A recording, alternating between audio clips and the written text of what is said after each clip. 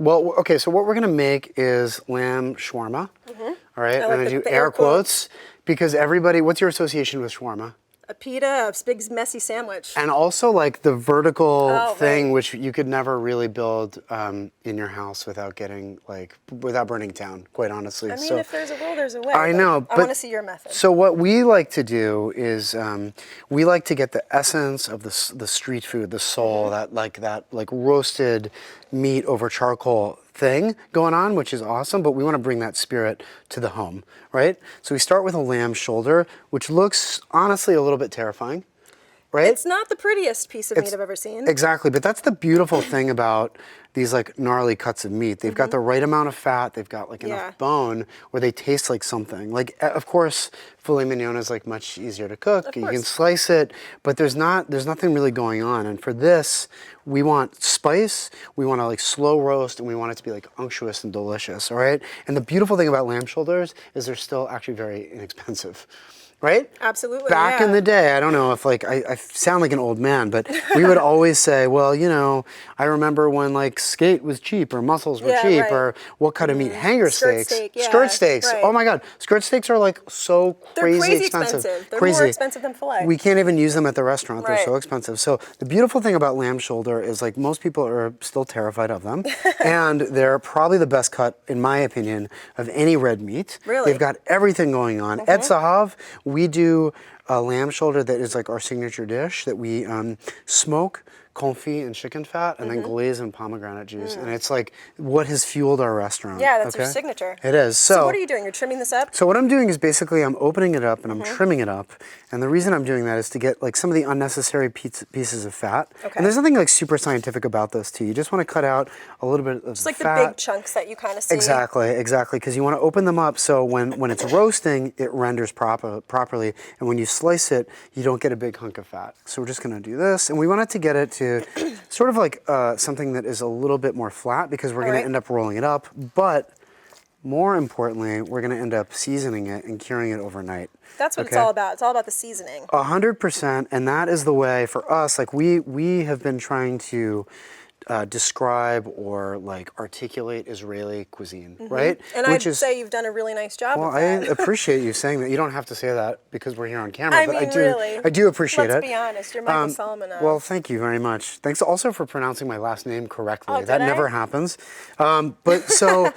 So what we're trying to do is basically describe 100 different cultures in one restaurant in Eastern Pennsylvania, right? And the way for us to do that, to describe the Moroccan, the Yemenite, the Bulgarian, is through spices and through different techniques, right? So spicing is of the utmost importance. Good. Well, so here's what we're going to do. We're just going to trim a little bit more of this fat off, and then what we're going to do is take our spices, and we have sort of like a red meat shawarma blend. Okay. You can honestly do whatever you want. We've got garlic, onion, paprika, cayenne, and sumac, which is like my favorite thing ever. It's a great spice. Do you know about sumac? I do. It's real tangy. Yep. It's got this sort of dry cherry sour thing going on, and what's nice is that it's not actual, there's no real acidity. Right. So you're not gonna, like if we cover this with lemon juice. Cure it exactly.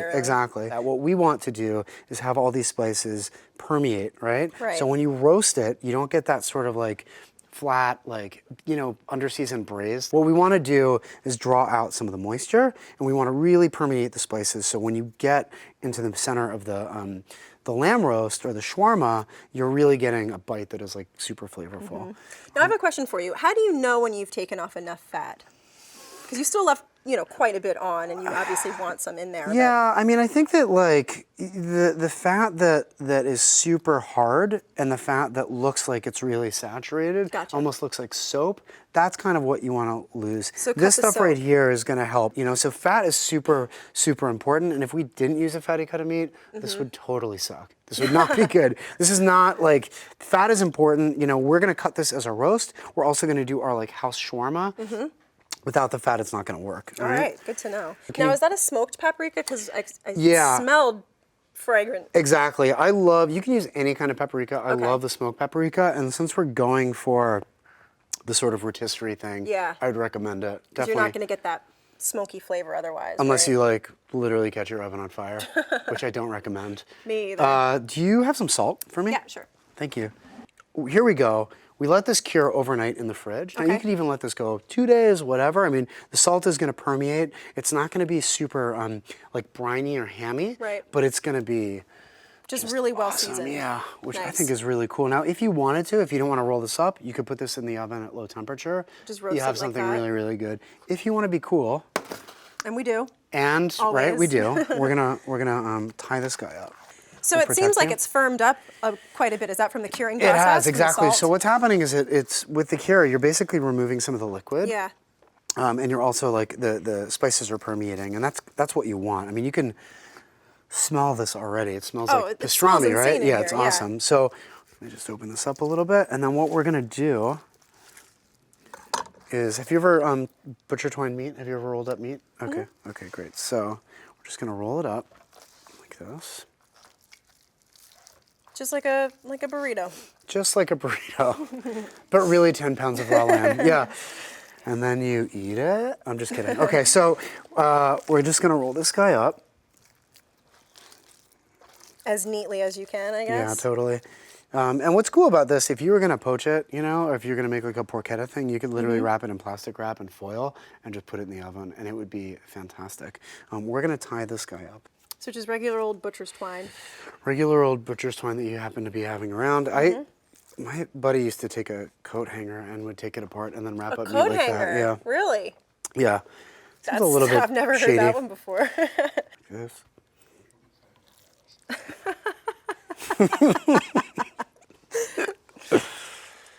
All right, so I'm gonna tie this guy up. Now, what you could also do if you wanted to is just simply wrap like little ropes around it and kind of do it. Do you want to explain what the technique is? I'm going to show you actually how to do perfect. this, and you're going to be able to impress your friends. Ready? Roll it around. Okay. And then you pull it, and it sort of self-tightens. It reminds me of like the cat cradle. What was that thing? Exactly. Anybody? So when I worked at Vetri too, this was like part of the thing, because we would have to butcher our ribeyes to order.